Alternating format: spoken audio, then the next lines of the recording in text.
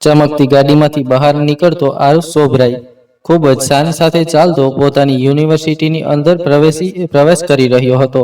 કોલેજની તમામ છોકરીઓ મને નજર ઊંચી કરીને જોતી હતી। દરેક છોકરી મારા પર ફિદા હતી, પરંતુ મજાલ હતી જો હું કોઈ પણ છોકરીને મોઢું લગાડું। હા, દરેક છોકરી સાથે દોસ્તી કરતો હતો, આ મારી પર્સનાલિટી હતી। પરંતુ છોકરીઓને પોતાના માથા પર ચડાવીને તેમના નખરા સહન કરવું આરુષ સોભરાઈની બસની વાત નહોતી। ઓ હાય આરુ, હેલો ગાઈઝ। મારા તમામ મિત્રો કોરિડોરમાં મારી રાહ જોઈ રહ્યા હતા। પોતાના મિત્રોને મળીને મને ખુશી થઈ। મારી સવાર સામાન્ય લોકો જેવી નહોતી હોતી। અહીં અમેરિકામાં મારી સંભાળ રાખનારા મારા પૂરા 10 બોડીગાર્ડ હતા। ઘરમાં પણ 6-7 નોકરો હતા અને મોટી ગાડીમાં બેસીને હું મારા ગાર્ડ્સની હાજરીમાં યુનિવર્સિટી આવતો હતો। મારો એક અલગ જ સ્ટાન્ડર્ડ હતો। આખરે શા માટે ના હોય? હું ઇન્ડિયામાં આવેલા મુંબઈ શહેરના રહેવાસી નીતિન ઓબેરોયનો, જે એક ખૂબ મોટી આર્કિટેક્ચર કંપનીના માલિક છે, તેમનો એકમાત્ર પુત્ર હતો। Oberoi men's, Oberoi paradise, Oberoi architecture company અને એવા અનેક વ્યવસાયો હતા જે મારા પિતાના નામે હતા। તેઓ મુંબઈ શહેરના સૌથી મોટા બિઝનેસમેનમાં સામેલ હતા। અહીં અમેરિકામાં મારી પાસે બધું જ હતું, માત્ર મારા ડેડ મારી પાસે નહોતા, કારણ કે હું અહીં અમેરિકામાં મારી પઢાઈ પૂરી કરી રહ્યો હતો।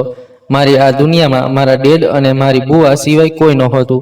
મારી નતાશા બુઆ, જેમને મેં બાળપણથી પોતાના ઘરમાં જોયા હતા, તેઓ મારા ડેડની એકમાત્ર બહેન હતા। મારી ઉંમર 7 વર્ષની હતી ત્યારે મારી મોમનું મૃત્યુ થયું હતું।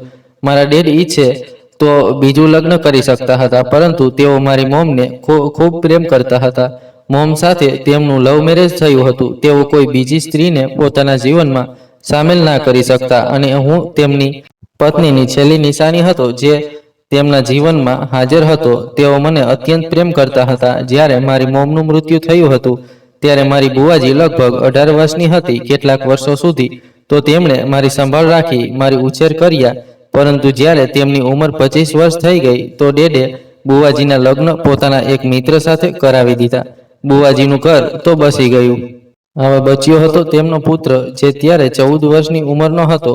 તેમને હંમેશા પોતાના પુત્રની ચિંતા લાગી રહેતી હતી। માણસ જેટલો અમીર હોય તેટલા જ વધુ દુશ્મનો હોય છે। બાળપણમાં તો મેં આ વાતનો અર્થ ના સમજ્યો હતો, પરંતુ મારા ડેડ મારી તરફથી ખૂબ સાવધાન રહેતા હતા।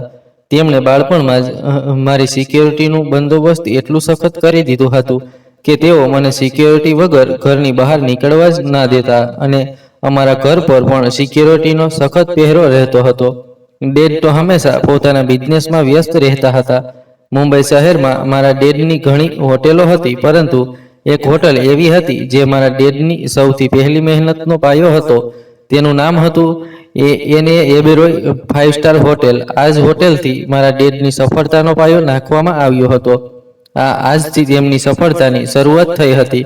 આ હોટેલ બનાવવામાં તેમણે ખૂબ મહેનત કરી હતી। તેમને આ હોટેલથી સફળતા મેળવવામાં અનેક વર્ષો લાગ્યા હતા અને એ 5 સ્ટાર હોટલમાં દરેક સુવિધા હતી જે ગેસ્ટને ખૂબ પસંદ આવતી હતી। મોટા મોટા અમીર લોકો અમારી હોટેલમાં રોકાતા હતા।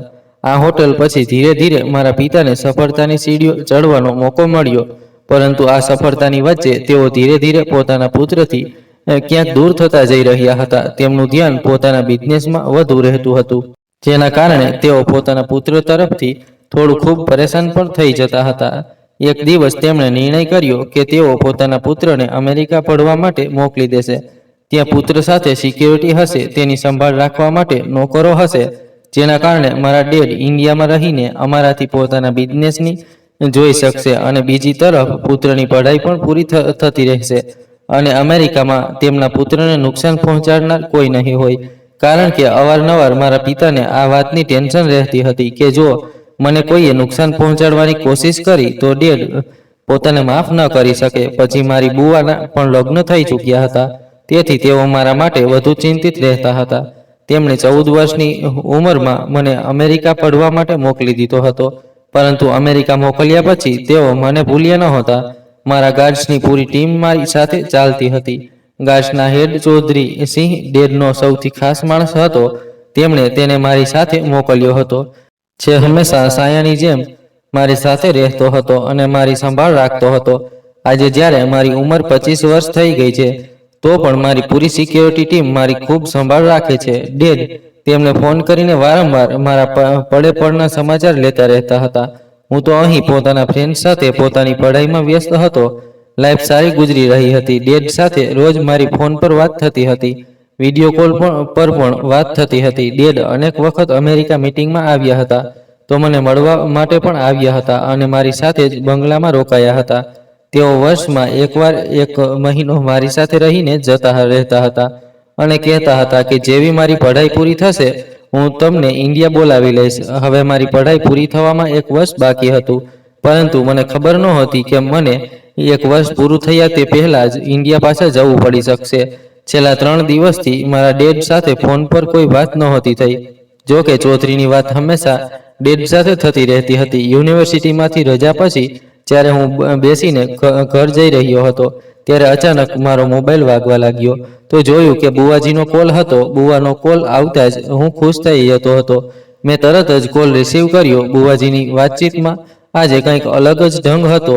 એવું લાગી રહ્યું હતું કે જાણે તેઓ અત્યંત ઉદાસ છે. જો કે તેઓ મને ક્યારેક કોલ્સ કરતા હતા, પરંતુ હવે કેટલાક દિવસોથી તેઓ રોજ મને કોલ કરી રહ્યા હતા અને મારા હાલચાલ પૂછી રહ્યા હતા. વારંવાર એ જ કહેતા હતા કે તું પોતાનું ખૂબ ધ્યાન રાખજે. હું જોઈ રહ્યો હતો કે મારી સિક્યોરિટી ટીમ પણ ઘણી વધુ ઉદાસ હતી. ના જાણે શા માટે મને એવું લાગી રહ્યું હતું કે જાણે મને કંઈક છુપાવવામાં આવી રહ્યું છે. મને કંઈક અજીબ સા અનુભવ થઈ રહ્યો હતો.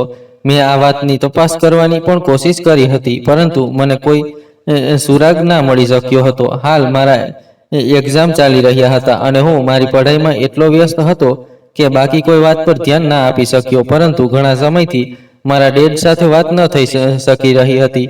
ડેડનો મોબાઈલ નંબર ઓફ જઈ રહ્યો હતો. બુવાજી કહેતા હતા કે તેઓ બિલકુલ ઠીક છે, તું તેમની ચિંતા ના કર, બસ પોતાની પઢાઈ પર ધ્યાન આપ.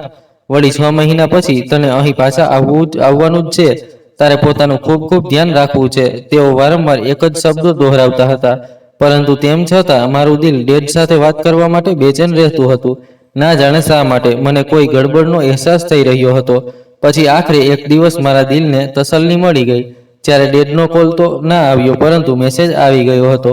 તેમના નંબર પરથી મેસેજ આવ્યો કે બેટા, હું આજકાલ કંઈક વધારે જ વ્યસ્ત ચાલી રહ્યો છું, તેથી તને કાલે કોલ નથી કરી શકતો, પરંતુ હું બિલકુલ ઠીક છું અને તારા ઇન્ડિયા પાછા આવવાની રાહ જોઈ રહ્યો છું. જલ્દીથી પોતાના એક્ઝામ આપ, પોતાની ડિગ્રી લે અને પછી હું તને અહીં બોલાવવાનો બંદોબસ્ત કરીશ.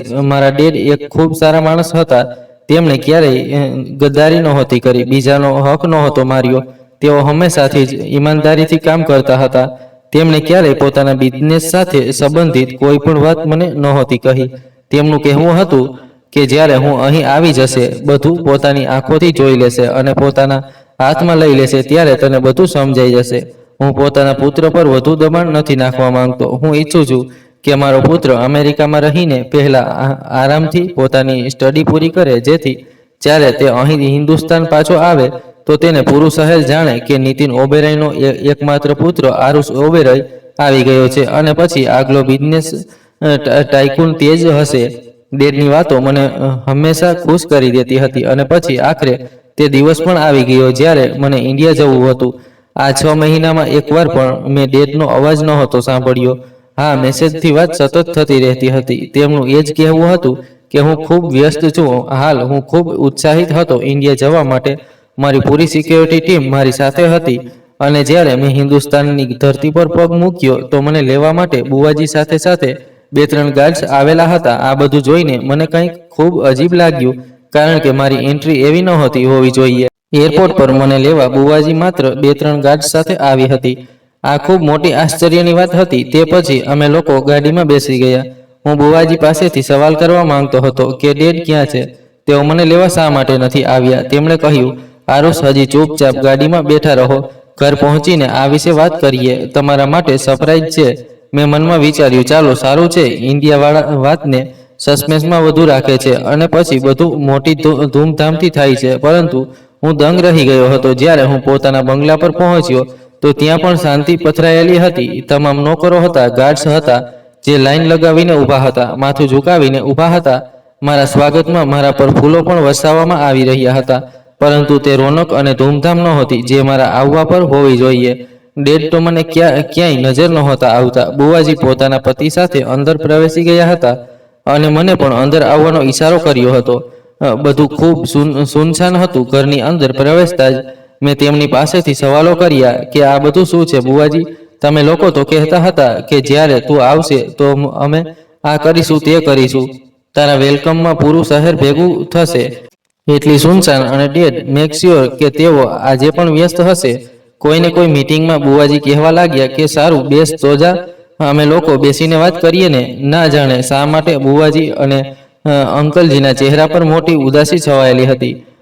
હું આજે ઘણા સમય પછી ઇન્ડિયા પાછો આવ્યો હતો. પોતાના ઘરને આશ્ચર્યભરી નજરોથી જોઈ રહ્યો હતો. અહીં આવીને મને સારું લાગી રહ્યું હતું, પરંતુ દરેક તરફ મને વીરાનીસી નજર આવી રહી હતી.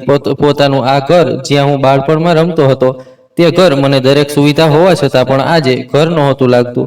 હાલ હું પહેલા પોતાના રૂમમાં ગયો, જઈને ફ્રેશ થયો અને જ્યારે તૈયાર થઈને પાછો નીચે આવ્યો તો જોયું બુવાજી મારા માટે ખાવાનું લગાવી રહ્યા હતા. હું ડાઇનિંગ ટેબલ પર બેસવાને બદલે સોફા પર જઈને બેઠો. મેં પોતાની ટાંગ પર ટાંગ રાખી અને ઘરમાં થતી દરેક હરકતને નોટિસ કરવા લાગ્યો. ત્યારે બુવાજી મારી સામે આવ્યા અને કહેવા લાગ્યા, આરુષ, ચાલો ખાવાનું લાગી ગયું છે, ખાવાનું ખાઈ લો. અમે લોકો તમારી વાત જોઈ રહ્યા છીએ. મેં જોરથી પોતાનો હાથ ટેબલ પર માર્યો અને કહ્યું કે બસ બુવાજી, તમે મને ક્યારથી પોતાની વાતોમાં ઉલઝાવી રહ્યા છો. ઘરના માહોલથી મને એવું લાગી રહ્યું છે કે કોઈને કોઈ ગડબડ જરૂર છે. મારા આવવા પર મને કોઈ નોકર પણ ખુશ નજર નથી આવી રહ્યો. ડેડ પણ ક્યાંય નજર નથી આવી રહ્યા. છેલ્લા 6 મહિનાથી તેઓ માત્ર મારી સાથે મેસેજથી વાત કરી રહ્યા છે. તમે તો કહ્યું હતું કે ઘર પહોંચ્યા પછી મને સરપ્રાઈઝ મળશે, પરંતુ અહીં તો સરપ્રાઈઝનું નામો નિશાન પણ નથી. મને કહો, આખરે આ બધું શું ચાલી રહ્યું છે? તમે જાણો છો કે હું પહેલી નથી રમતો. ડાયરેક્ટ મુદ્દાની વાત પર આવું છું. બુવાજીએ એક ઊંડો શ્વાસ લીધો અને મારી સામે આવીને બેઠા. કહેવા લાગ્યા, આરુષ, તને બધું જાણ થઈ જશે. બસ પહેલા તું થોડુંક ખાવાનું ખાઈ લે, તે પછી બેસીને વાત કરીશું. મેં કહ્યું, ના, મને જાણવું છે કે આખરે વાત શું છે. હું અહીં અનેક વર્ષો પછી પાછો આવ્યો છું. અહીંનો માહોલ જોઈને મને કોઈ ખાસ ખુશી નથી થઈ. તમે અંકલજી અહીં હાજર છો. તમે જાણો છો કે મારી ફેમિલી મારા પિતા છે. તેઓ ક્યાં છે? સવારથી આ સમય થઈ ગયો, હજી સુધી તેઓ ઘરે શા માટે નથી આવ્યા? બુવાજીએ અંકલ તરફ જોયું. અંકલજીએ બુવાજીને ધીમા શબ્દોમાં કહ્યું કે નતાશા, બસ ઘણું થઈ ગયું. આરુષ જે પૂછવા માંગે છે તેને કહી દે.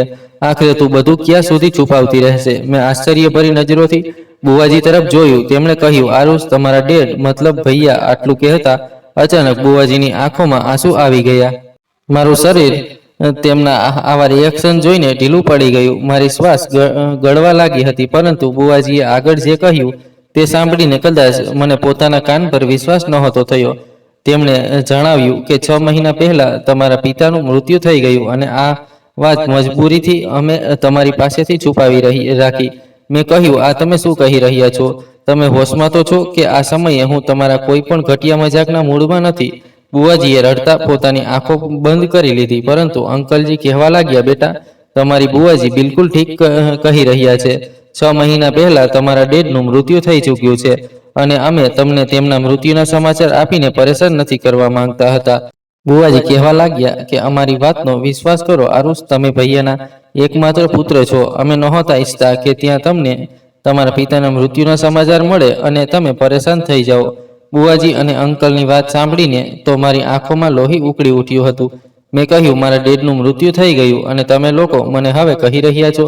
મેં ગુસ્સાભરી એક નજર બુવાજી તરફ નાખી અને કહ્યું કે તેથી જ તમે રોજ મને ફોન કરીને કહેતા હતા કે પોતાનું ધ્યાન રાખજે. આખરે તમે મારી પાસેથી મારા પિતાના મૃત્યુ વિશે શા માટે છુપાવ્યું? તમે જાણો છો કે આ દુનિયામાં મારી પાસે માત્ર એક જ સંબંધ હતો. શા માટે? આખરે શા માટે કર્યું તમે મારી સાથે આવું? જો કે દરેક પુત્ર પોતાના પિતાના મૃત્યુ પર પરેશાન થઈ જાય છે. તેનો અર્થ એ તો નથી કે તેમના અંતિમ સમયમાં હું તેમને જોઈ પણ ન શકું. આખરે શું થયું હતું તેમની સાથે? થોડું મને કહેશો તો તમે લોકો? મારી વાત પર બુવાજી અને અંકલજીની નજરો ઝૂકી ગઈ હતી.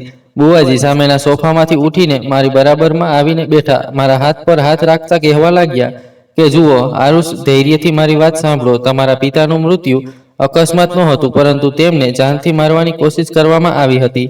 6 મહિના પહેલા જ્યારે અચાનક મને ભૈયાના અકસ્માતના સમાચાર મળ્યા તો હું તરત જ હોસ્પિટલ પહોંચી ગઈ. ત્યાં જઈને મેં જોયું કે ભૈયાના શ્વાસ ચાલી રહ્યા હતા.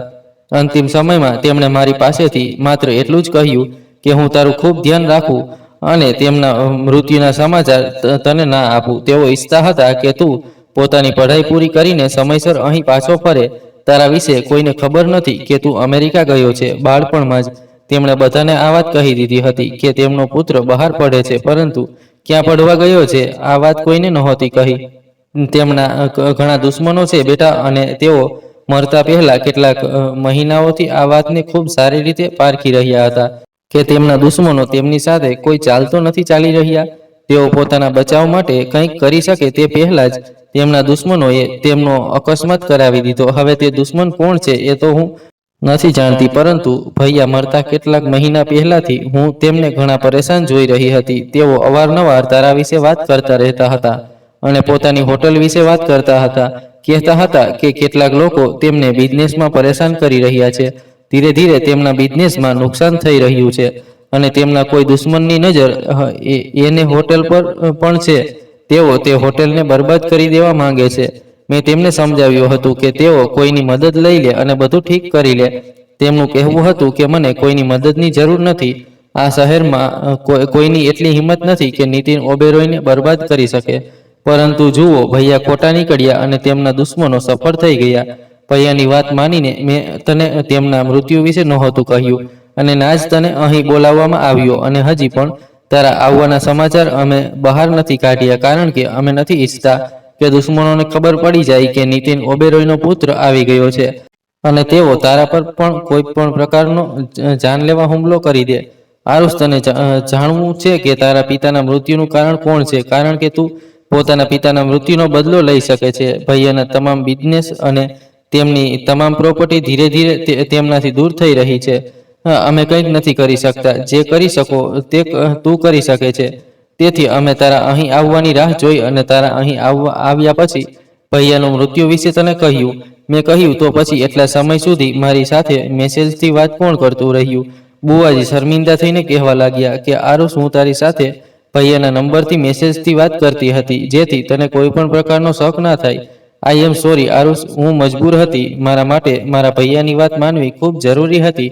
આ બધું સાંભળીને જ્યાં એક તરફ મને પોતાના પિતાના મૃત્યુનું દુઃખ થયું હતું, ત્યાં બીજી તરફ અત્યંત ગુસ્સો મને મારા પિતાના દુશ્મનો પર આવી રહ્યો હતો.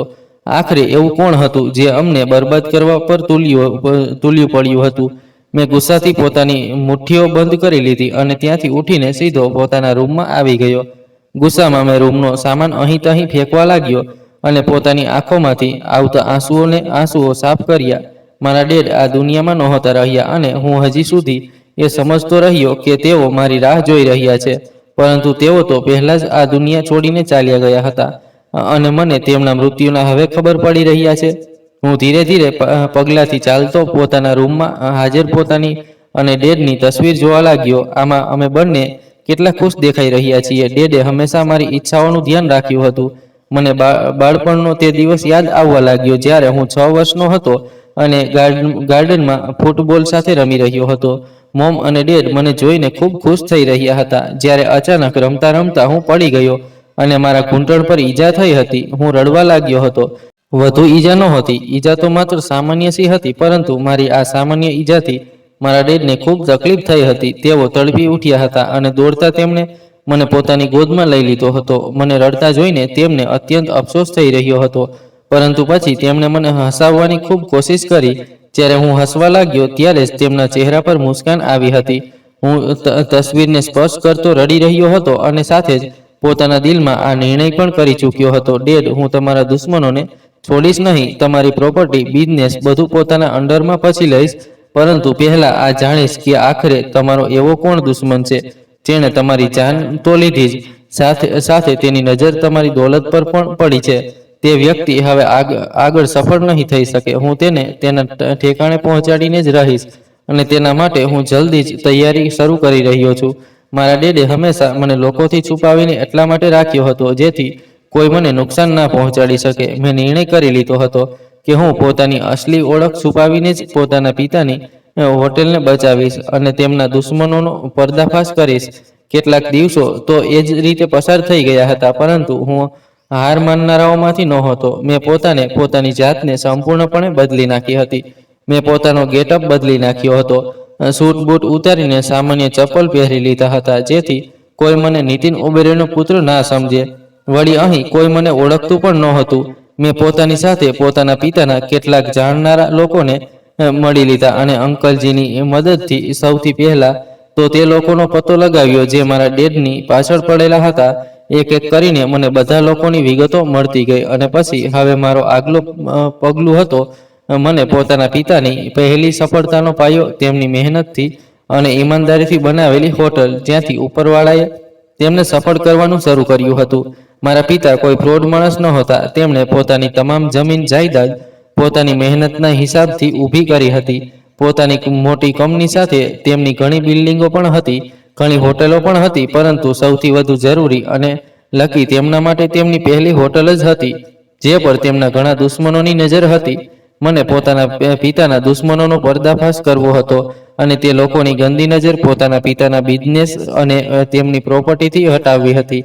તો મને ખૂબ સાવધાનીથી કામ લેવું હતું. ખબર પડી હતી કે મારા ડેડના દુશ્મનોએ તેમના ના હોવાનો ફાયદો ઉઠાવ્યો છે અને તેઓ લોકો એ વિચારી રહ્યા હતા કે મારા ડેડનું કોઈ નથી, તેથી તેઓ ધીરે ધીરે અમારું બધું બરબાદ કરી રહ્યા હતા. પરંતુ તેમને ખબર નહોતી કે ખેલાડી હવે મેદાનમાં ઉતરવાનો છે. ચોક્કસ મારા ડેડનો દુશ્મન અને તેમની જાન લેનાર, તેમને બરબાદ કરનાર વ્યક્તિ તેમની પસંદગીની હોટેલમાં જ બેઠો છે.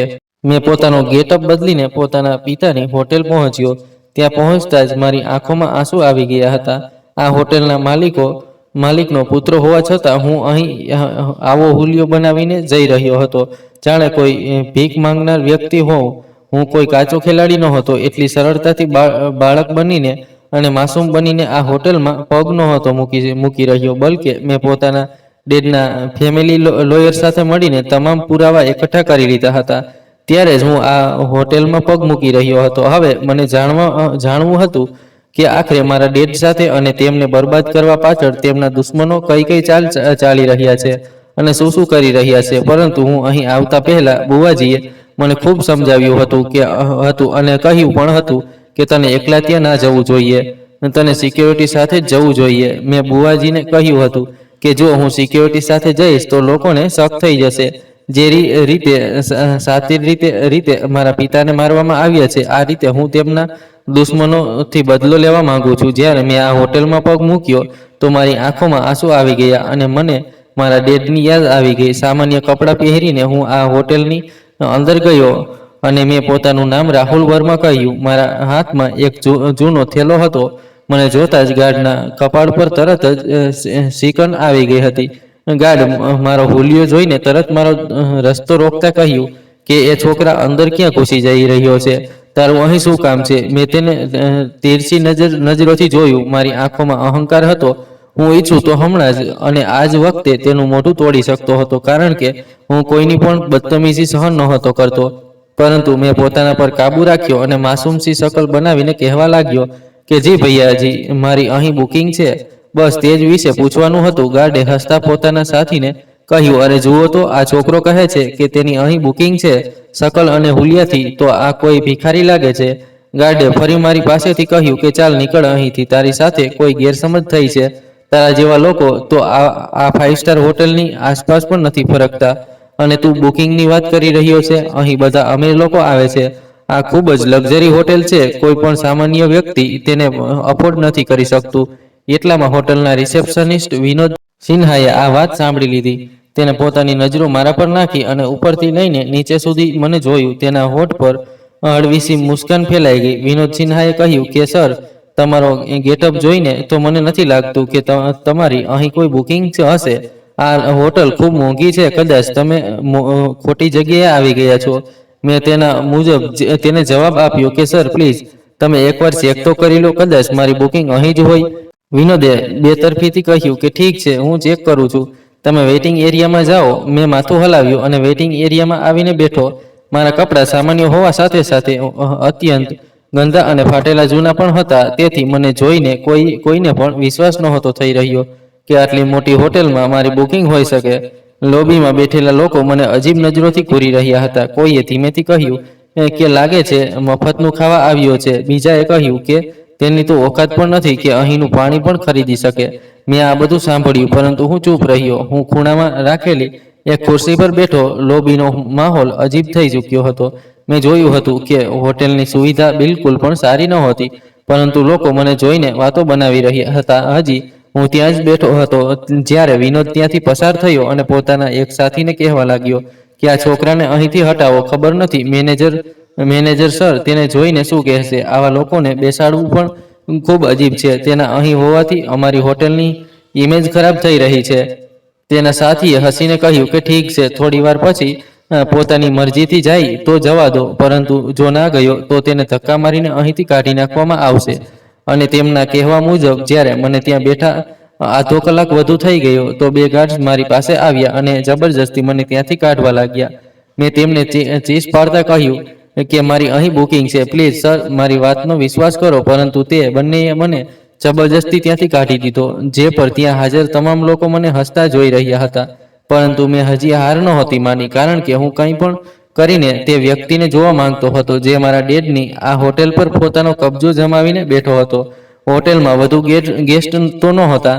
એક સમય એવો હતો જ્યારે આ 5 સ્ટાર હોટેલમાં પગ મૂકવાની જગ્યા નહોતી, પરંતુ હવે તો ગણતરીના જ લોકો અહીં નજરે પડી રહ્યા હતા.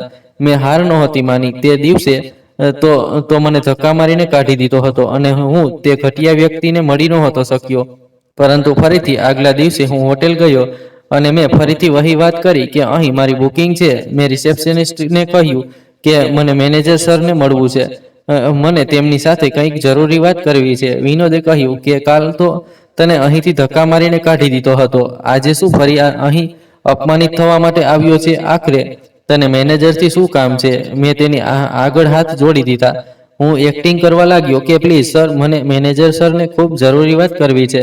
એકવાર મને મારી તેમની સાથે વાત કરાવી દો. વિનોદ કહેવા લાગ્યો કે ચાલો ઠીક છે, હું ફોન કરીને જોઈ લઉં છું. વળી તમારા જેવા લોકોને તો અહીં ભિખારી જ સમજવામાં આવે છે. તેને મિનમિનાતા હોય મેનેજર સરને ફોન લગાવ્યો. સર, એક છોકરો તમને મળવા માંગે છે. મેનેજરે કદાચ મને રૂમમાં જોઈ લીધો હતો. તેને રિસેપ્શનિસ્ટને હસતા કહ્યું, શું આ અમારો ગેસ્ટ છે કે ભીખ માંગવા માટે આવ્યો છે? મારી પાસે હમણાં સમય નથી. તેને વેઇટિંગ એરિયામાં વેઇટ કરવા માટે બેસાડી દો. થાકીને પોતે જ અહીંથી ચાલ્યો જશે. વિનોદે જ્યારે મને આ વાત કહી તો હું અટકી ગયો હતો અને ઊંડો શ્વાસ લેતા એક તરફ બેસીને રાહ જોવા લાગ્યો. મેં વિચારી લીધું હતું કે સત્યને છુપાવી શકાય છે, પરંતુ રોકી નથી શકાતું. કંઈ પણ થઈ જાય, હું આજે મેનેજરને મળીને જ જઈશ. અને જો આજે પણ મને કાઢી દેવામાં આવ્યો તો હું ફરીથી અહીં આવીશ. સમય ધીરે ધીરે પસાર થઈ રહ્યો હતો, પરંતુ મેનેજરે મને મળવા માટે નહોતું બોલાવ્યો. અને ફરી વહી થયું. મને ફરીથી ગાર્ડ્સના માધ્યમથી ધક્કા આપીને કાઢી નાખવામાં આવ્યો. આગલા દિવસે હું ફરીથી હોટેલ પહોંચ્યો. આજે મને હોટેલની અંદર જવાની પરવાનગી નહોતી આપવામાં આવી રહી, પરંતુ હું સિક્યોરિટી ગાર્ડની આગળ હાથ જોડવા લાગ્યો અને કહેવા લાગ્યો કે મારી અહીં બુકિંગ છે અને મને મેનેજરને પણ મળવું છે. પ્લીઝ મને અંદર જવા દો. મોટી મુશ્કેલીથી મને અંદર આવવાની પરમિશન મળી હતી. હું જાણતો હતો કે કાલથી જો મેં આ એક્ટિંગ ફરી કરી તો મને અંદર આવવાની પરમિશન પણ નહીં મળે. અને ફરીથી વહી થયું. મેનેજર મારી સાથે આજે પણ નહોતો મળવા માંગતા. હું ઘણીવાર સુધી ત્યાં બેઠો રહ્યો, જ્યારે અચાનક સામેથી મને એક વેઇટ્રેસ આવતી નજરે પડી. તેના ટ્રેમાં ગ્લાસ પાણી રાખેલું હતું. તેને કહ્યું, સાંભળો સર, આ લો તમારા માટે પાણી. તમે અહીં કેમ રોજ પોતાનું અપમાન કરાવવા માટે આવી જાઓ છો? તમારા જેવા લોકો આ હોટેલમાં નથી આવતા. જો તમને કેટલાક પૈસા વગેરે જોઈએ તો તમે રિસેપ્શન પર જઈને મદદ માંગી શકો છો, પરંતુ આ રીતે અહીં બેઠા રહીને રાહ જોવી તમારા માટે વ્યર્થ છે. આ વેઇટર છોકરી મને ખૂબ સારી લાગી. તેના બોલવાનો અંદાજ, નરમ વર્તન ઘણું સારું હતું. તેને મને એક ખોટી રીતે સમજાવ્યું હતું. મેં કહ્યું, મેડમ, કોઈ પણ ગરીબ પોતાની બેઇજ્જતી નથી કરાવવા માંગતું. જુઓ, મેં ઘણા પૈસા આપીને અહીં બુકિંગ કરાવી છે, પરંતુ મને કોઈ અહીં રૂમ આપવા તૈયાર નથી. હું ગરીબ છું તો શું થયું? હું ક્યાંયથી પૈસાની વ્યવસ્થા કરીને અહીં રોકાઈ નથી શકતો છું? તેને કહ્યું કે જી સર, તમે બિલકુલ ઠીક કહી રહ્યા છો.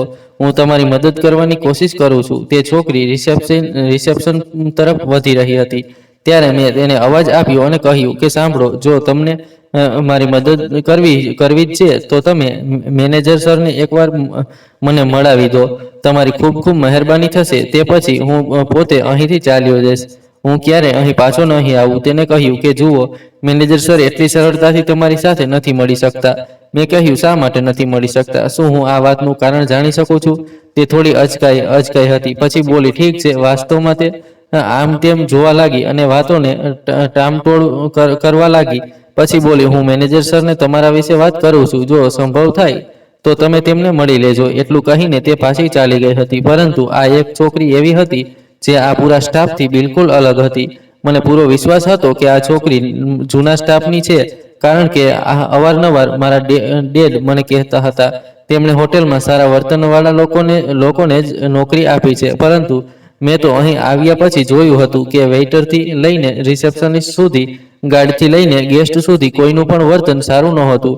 ચોક્કસ હોટલ મેનેજમેન્ટનો સ્ટાફ બદલી નાખવામાં આવ્યો છે અને આ છોકરી જૂના સ્ટાફમાંથી છે. મારા દિલમાં વિચાર આવ્યો કે શું આ છોકરી મારી મદદ કરી શકે છે? જો આ છોકરી જૂની છે તો જરૂર આ કંઈક ને કંઈક જાણે છે અને આ મને હોટેલથી સંબંધિત ઘણી વાતો પણ કહી શકે છે. મને હજી અહીં બેઠા અડધો કલાક પસાર થયો હતો.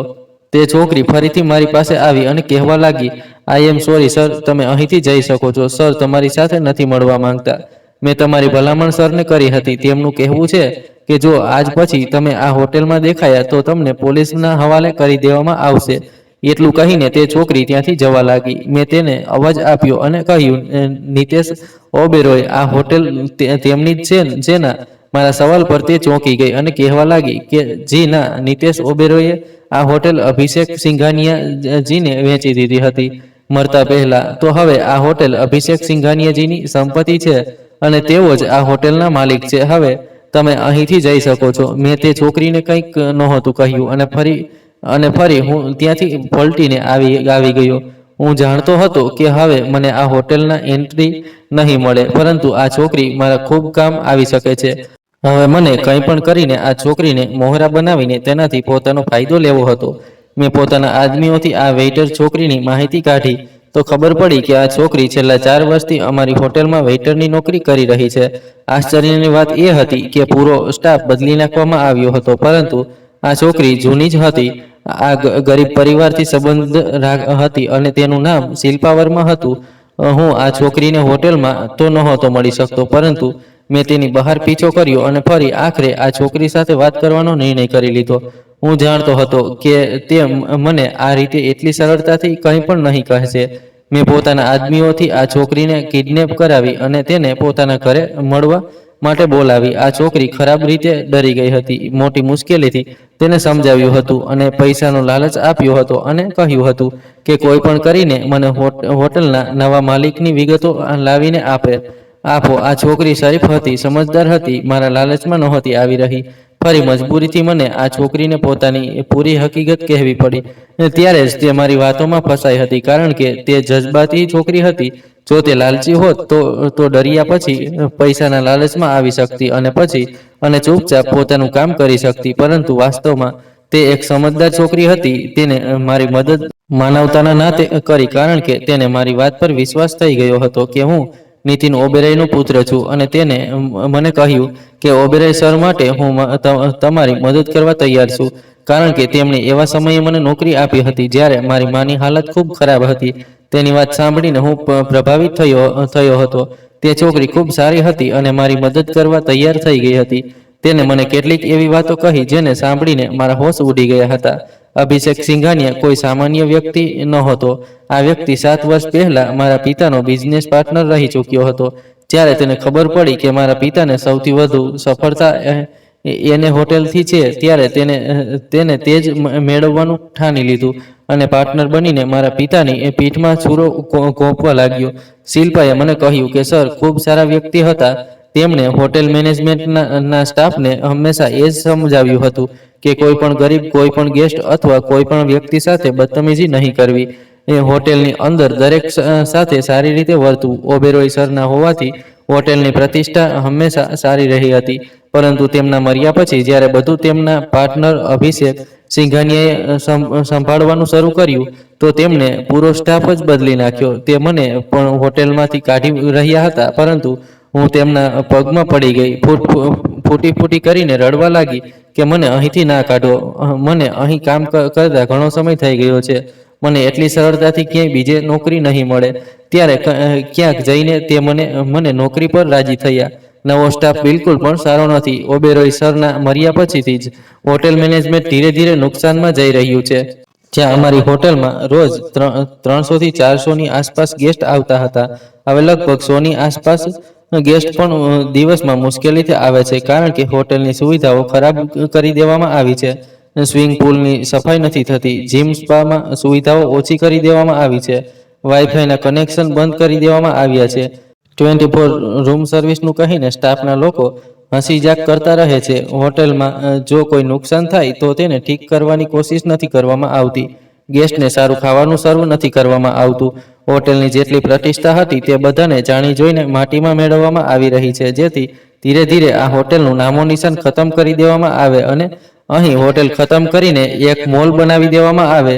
જે મોલના માલિક અભિષેક સિંઘાનિયા હશે, તે કંઈ પણ કરીને આ હોટેલને બરબાદ કરવા માંગે છે અને હા, હોટેલને ખતમ કરવા માંગે છે, કારણ કે આ હોટેલ વર્ષોથી ઓબેરોય સરના નામથી ચાલી આવી છે. હોટેલનો મેનેજર પણ ખૂબ ઘમંડી વ્યક્તિ છે. તેઓ લોકો જાણી જોઈને હોટેલને નુકસાનમાં લઈ આવી રહ્યા છે. શિલ્પાની વાત સાંભળીને ગુસ્સાથી મેં પોતાની મુઠ્ઠીઓ બંધ કરી લીધી હતી. મારા પિતાની વર્ષોની સંપત્તિને આ રીતે બરબાદ કરવામાં આવી રહી હતી. આ હું થવા નહોતો દેતો. હવે મને તે પગલું ઉઠાવવું હતું જેનો હું હકદાર હતો. મારી પાસે બધું જ હતું. હું સીધા જ તે લોકોનો સામનો કરીને પોતાની હોટલને પોતાના કબજામાં લઈ શકતો હતો, પરંતુ ના, શિકારને હંમેશા પિંજરામાં ત્યારે જ ફસાવવું જોઈએ જ્યારે શિકાર પોતે કમજોર થઈને પિંજરામાં ફસાવા માંગે. હવે મને અભિષેક સિંઘાનિયાનો પતો લગાવવો હતો. મેં શિલ્પાથી માફી માંગી હતી. તેને હું કહી તો ચૂક્યો હતો કે હું નિતેશ ઓબેરોયનો પુત્ર છું અને પોતાના પિતાના દુશ્મનથી બદલો લેવા માંગુ છું.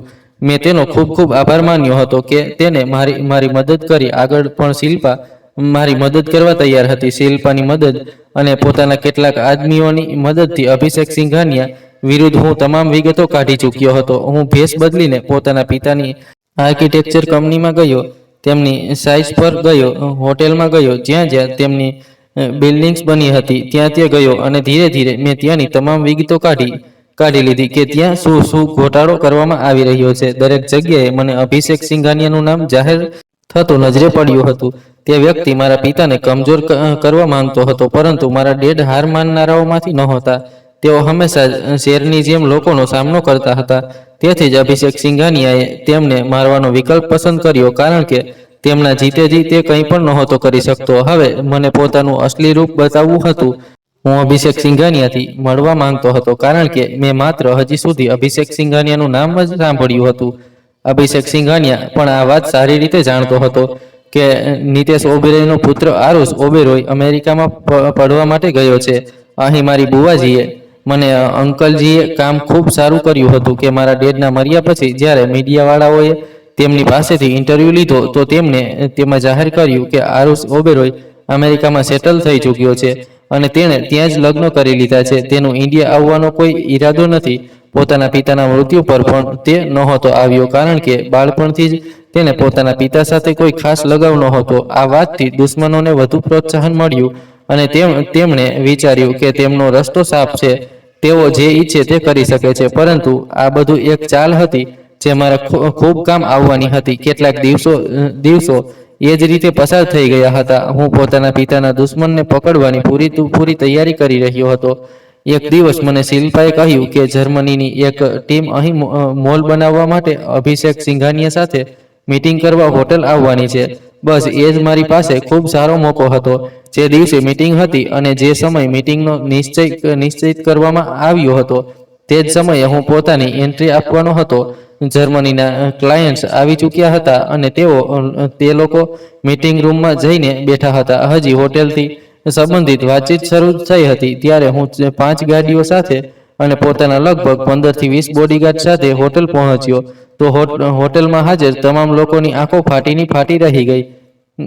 અવારનવાર આ હોટલમાં અમીર લોકો આવતા રહેતા હતા, પરંતુ મને જોઈને બધા લોકો દંગ રહી ગયા હતા. જ્યારે હું આત્મવિશ્વાસ સાથે ચાલતો અંદર પ્રવેશ્યો અને મારી પાછળ મારા ગાર્ડ્સ, જેમના હાથમાં મોટી મોટી બંદૂકો હતી, તેઓ મારી સાથે અંદર પ્રવેશ્યા તો કોઈની મજાલ નહોતી કે કોઈ મને રોકી શકે. શિલ્પા પણ મને આત્મવિશ્વાસ ભરી નજરોથી જોઈ રહી હતી. હોટેલના સિક્યોરિટી ગાર્ડ, રિસેપ્શનિસ્ટ, અહીં સુધી કે હોટેલ મેનેજમેન્ટનો એક વ્યક્તિ મને જોઈને આશ્ચર્યચકિત રહી ગયો હતો કેટલાક તો મને ઓળખી પણ ગયા હતા કે હું તે જ વ્યક્તિ છું જે કેટલાક સમય પહેલા અહીં આવ્યો હતો અને અહીં પોતાની બુકિંગ હોવાનો દાવો કરી રહ્યો હતો, પરંતુ મને ધક્કા મારીને અહીંથી કાઢી દેવામાં આવ્યો હતો. મને વચ્ચે રોકવાની કોઈની પણ હિંમત નહોતી થઈ. હું સીધો ચાલતો મીટિંગ રૂમમાં ગયો. જેવો મેં દરવાજો ખોલ્યો અને હું અંદર પ્રવેશ્યો તો તમામ લોકો ચોંકી ગયા હતા. અંદર અભિષેક સિંઘાનિયા અને તેનો પુત્ર રાહુલ સિંઘાનિયા પણ હાજર હતો. જર્મનીના જે લોકો મીટિંગ કરવા આવ્યા હતા અને અહીં મોલ બનાવવા માટે પોતાના શેર્સ આપવાના હતા, તેમની સામે હું જઈને ઊભો થયો હતો. ફરી મેં બધાને પોતાનો પરિચય મોટા જ ઘમંડ સાથે આપ્યો. હેલો, આઈ એમ આરુષ ઓબેરોય, આ હોટેલના માલિક નિતેશ ઓબેરોયનો એકમાત્ર પુત્ર. આ સાંભળીને અભિષેક સિંઘાનિયા અને તેના પુત્રને એક જોરદાર આંચકો લાગ્યો હતો. જ્યારે ત્યાં બેઠેલા તમામ લોકો ફાટી આંખોથી મને જોવા લાગ્યા હતા. અભિષેક સિંઘાનિયાએ કહ્યું, વોટ ધ હેલ, કોણ છો તમે? નીકળો અહીંથી. કોણે તમને અંદર આવવાની પરવાનગી આપી? મેં પોતાના ફેમિલી લોયર મિસ્ટર ત્રિવેદીને આગળ કર્યા. તેમણે ટેબલ પર તમામ દસ્તાવેજો મૂકી દીધા અને જર્મનીથી આવેલા લોકોને કહ્યું કે તમે જે વ્યક્તિ સાથે વાત કરી રહ્યા છો, આ હોટેલનો અસલી માલિક નથી, બલકે અસલી માલિક તમારી આંખો સામે ઊભા છે. આ સાંભળીને જર્મનીવાળા લોકો ભડકી ઉઠ્યા હતા. તેમણે કહ્યું, આખરે અમારી સાથે આ શું મજાક થઈ રહી છે? ત્યારે મારા લોયરે પોતાની ભાષામાં તેમને બધું સમજાવી દીધું અને કહ્યું કે નિતેશ ઓબેરોય આ હોટેલના 100% માલિક છે, જ્યારે અભિષેક સિંઘાનિયાએ માત્ર તેમની સંપત્તિ પર કબજો કર્યો છે અને તે આ સંપત્તિ ધોખાથી તમને બતાવીને તમારી પાસેથી શેર્સ વસૂલ કરવા માંગે છે. જર્મનીથી આવેલી ટીમ ગુસ્સાથી ઊભી થઈ ગઈ હતી. તમામ હકીકત ખબર પડ્યા પછી તે લોકોએ અભિષેક સિંઘાનિયાની અને તેના પુત્રને ખરી ખોટી સંભળાવી અને તે લોકો ત્યાંથી ચાલ્યા ગયા. આ દરમિયાન અભિષેક સિંઘાની અને તેના પુત્રનો પારો હાઈ થઈ ગયો હતો. તેમણે કહ્યું કે અમે તમને છોડીશું નહીં. તે લોકો ગાર્ડ્સને અવાજ આપી રહ્યા હતા, પરંતુ ગાર્ડ્સમાંથી કોઈ પણ તેમની વાત સાંભળનાર નહોતું. તેમની હેસિયત હું ખતમ કરી ચૂક્યો હતો અને હું પોલીસને તેમના તમામ કાળા ચિઠ્ઠા આપી ચૂક્યો હતો, તે પણ પુરાવા સાથે. હું પણ આરુષ ઓબેરોય હતો.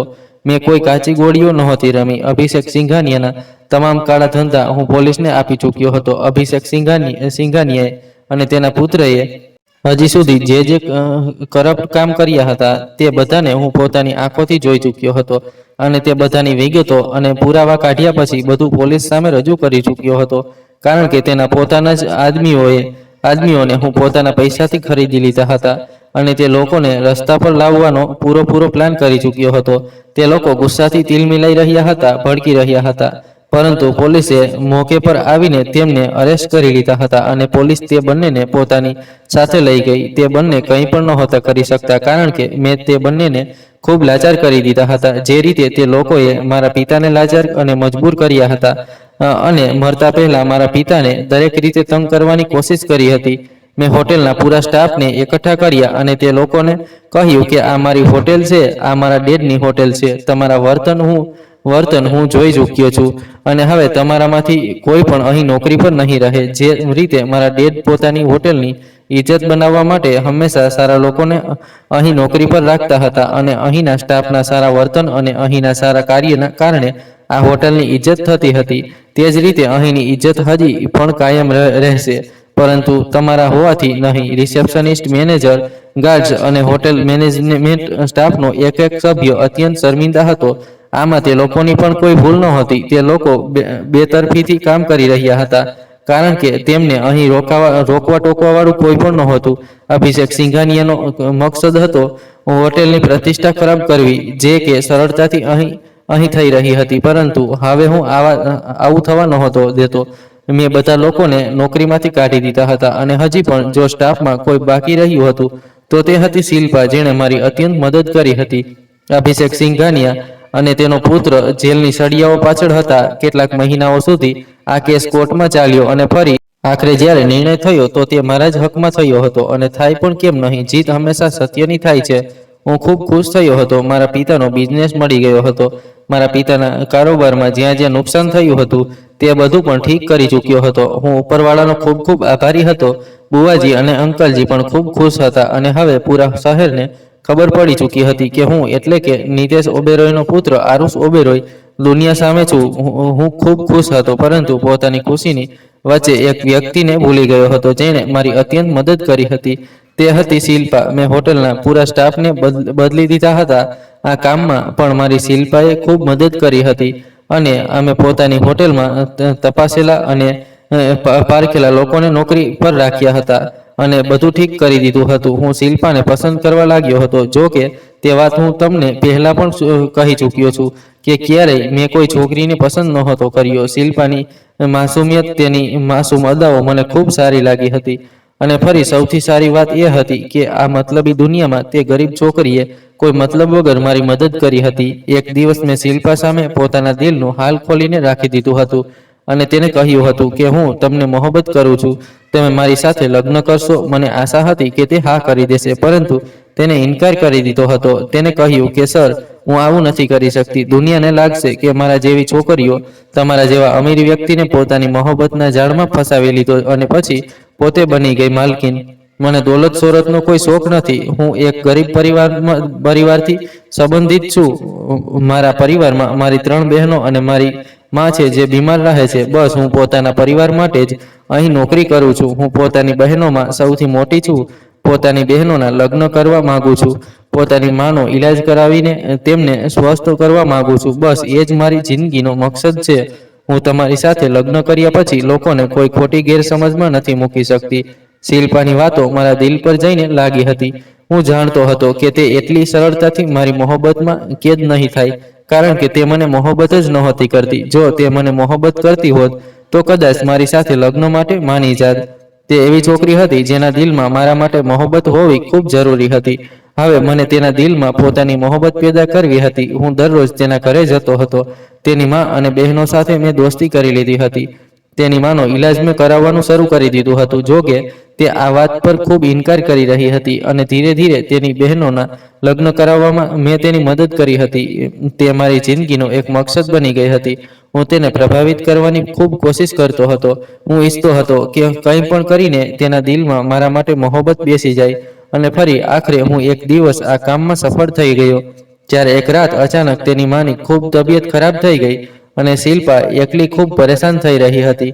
હું તરત જ અડધી રાતના સમયે શિલ્પાની માને હોસ્પિટલ લઈ ગયો અને તેમનો ઈલાજ કરાવ્યો. શિલ્પાની માનું બ્લડ પ્રેશર ખૂબ હાઈ થઈ ગયું હતું. સમયસર તેમને હોસ્પિટલ પહોંચાડવાથી તેમની જાન બચી ગઈ હતી. શિલ્પા ખરાબ રીતે રડી રહી હતી કારણ કે ડોક્ટરે તેને ડરાવી દીધી હતી. જ્યારે તેની માની તબિયત થોડી સારી થઈ તો તે મને થેન્ક યુ બોલવા લાગી અને ફરી કેટલાક સમય પછી જ્યારે તેની માં ઠીક થઈ ગઈ તો ફરી તેને મારી મોહબ્બતનો ઇઝહાર કરી લીધો હતો. આ રીતે મારી અને શિલ્પાના લગ્ન થઈ ગયા અને તે મારી જિંદગીમાં સામેલ થઈ ગઈ. મને મારી જિંદગીની દરેક ખુશી મળી ગઈ. પરંતુ હું તમને લોકોને એ જ કહેવા માંગુ છું કે ઇન્ડિયા પાછા આવ્યા પછી અહીંની જિંદગીમાં ઘણો સ્ટ્રગલ રહ્યો. કેટલાક લોકોની જિંદગીમાં ઘણો સ્ટ્રગલ હોય છે, ખાસ કરીને તે લોકોની જે વગર મા બાપના હોય છે. હવે હું ખુશ છું. મારી પાસે બધું જ છે. મારા પિતા નથી. આ વાતનું અફસોસ મને સમગ્ર જિંદગી રહેશે. પરંતુ મારા પિતાના મુજરિમોને પણ સજા મળી ગઈ. જ્યારે કોર્ટમાં સિંઘાનિયા વિરુદ્ધ કાર્યવાહી ચાલી રહી હતી ત્યારે ઘણા એવા સારા લોકો પણ હતા જેમણે કોર્ટમાં જઈને ગવાહી આપી અને પુરાવા રજૂ કર્યા કે નીતિશે અને બુરાઈને જાનથી મારનાર વ્યક્તિ પણ એ જ છે, કારણ કે સારા લોકો સાથે હંમેશા સારું થાય છે. મારા પિતા અમીર વ્યક્તિ જરૂર હતા, પરંતુ ક્યારેય તેમણે પોતાની દોલતનો ખોટો ફાયદો નહોતો ઉઠાવ્યો. તેમણે હંમેશા બીજાની મદદ કરી હતી. કેટલાક લોકો મારા પિતાની મૃત્યુ પર અભિષેક સિંઘાનિયાના ડરથી ચૂપ હતા. સત્ય જાણતા હોવા છતાં કંઈક નહોતા બોલ્યા. પરંતુ જ્યારે અભિષેક સિંઘાનિયા અને તેના પુત્રને જેલ થઈ તો લોકોની અંદર ગવાહી આપવાની હિંમત જાગી ઉઠી હતી અને આ રીતે બધું સામે આવી ગયું હતું. દોસ્તો, આશા છે તમને અમારી વાર્તા પસંદ આવી હશે. વાર્તા પસંદ આવી હોય તો વિડીયોને લાઇક કરો. ચેનલ પર નવા છો તો ચેનલને સબસ્ક્રાઇબ કરો અને હા, નોટિફિકેશન બેલને જરૂર દબાવો જેથી આગલી અપડેટ સૌથી પહેલા તમને મળે. આભાર.